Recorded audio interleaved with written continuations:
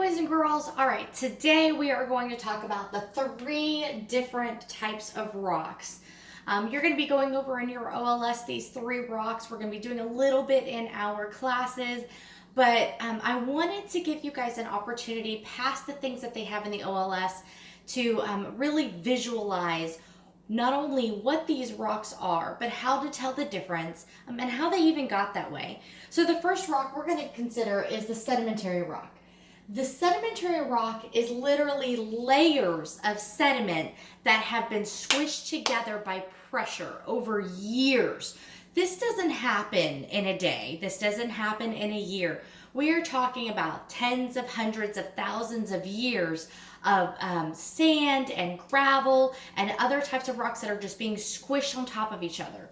One of the main characteristics that's typically easiest to identify sedimentary rock is the actual layers that you can see, the individual dark and light differences between the layers. If you've ever been anywhere like the Grand Canyon, as you're looking out over this vast hole in the ground, you can actually see the different color variations of the layers in the rock. And that's a fantastic explanation of a sedimentary rock and what it looks like.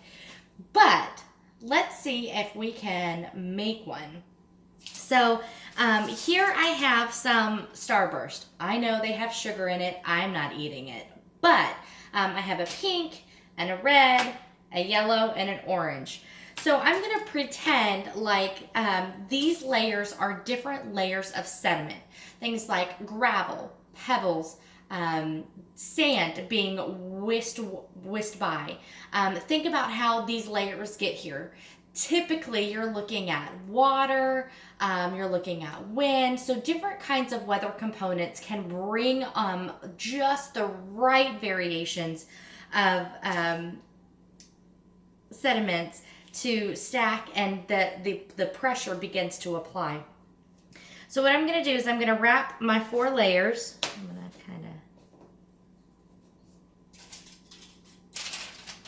I'm gonna try to wrap it, okay, guys? We'll see how this goes.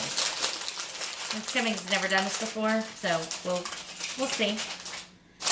But like I always say, it's better to try and fail so you can figure out what to do different next time. All right, so I'm gonna wrap it in foil just to make sure it has a tight lock on it.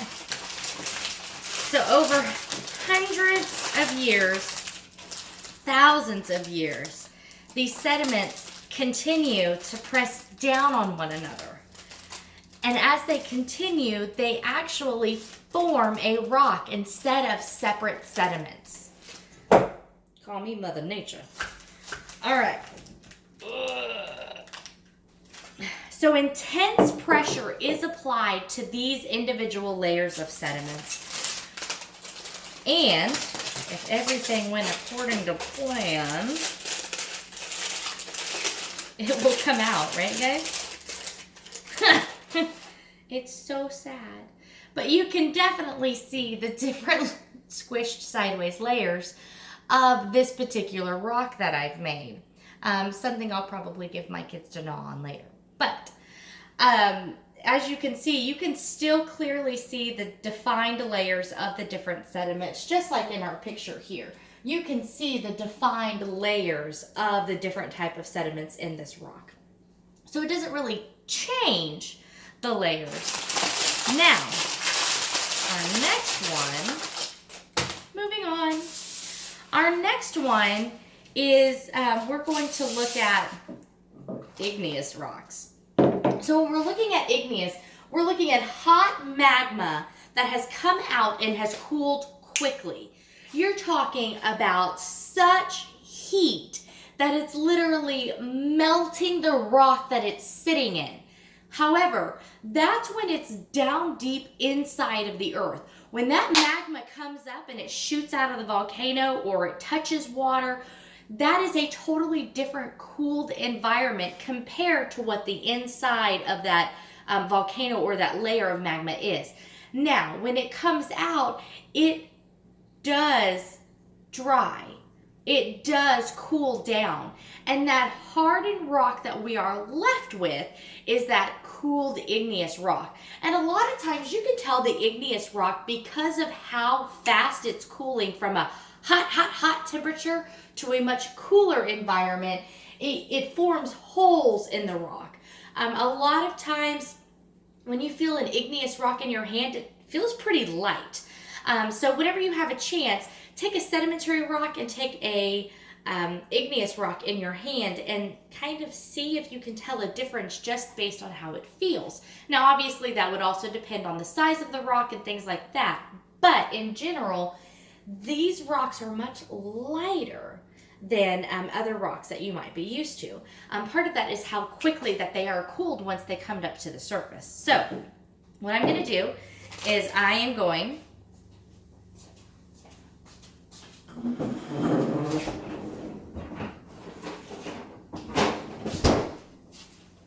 I have this prepared.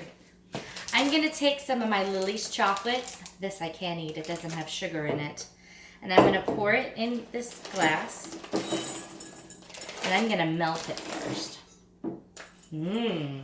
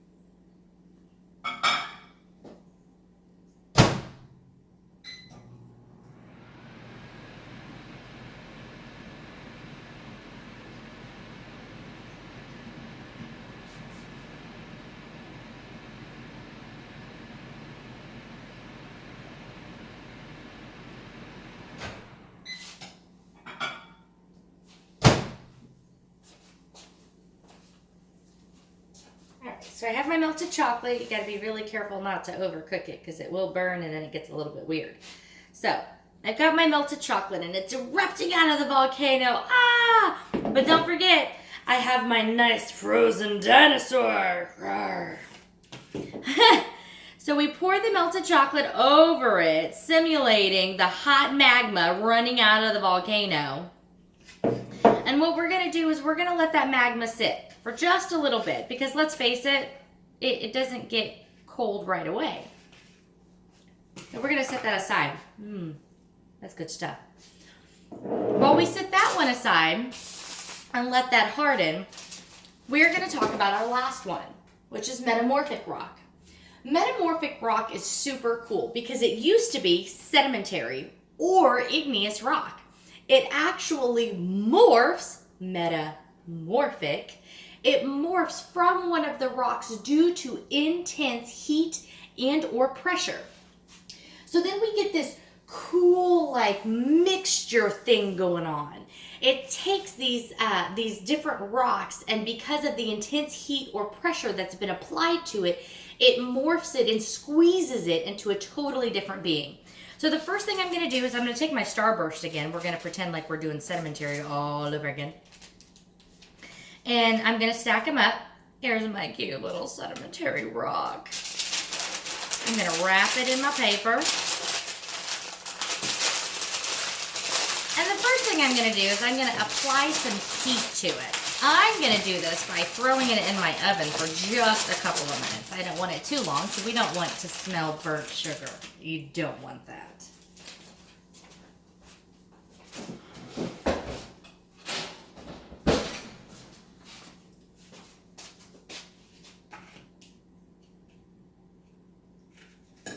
Now, while that's in there, we've seen that my poor T-Rex has been covered with what is now becoming hardened chocolate.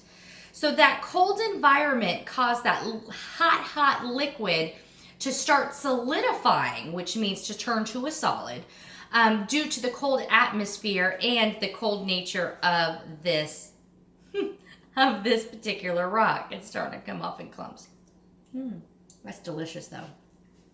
So now what I'm going to do is we're going to wait just a few seconds, and I'm going to go get our brand new metamorphic rock, and I'm going to apply pressure to it just to show you what happens when it condenses after it's been heated. Ooh.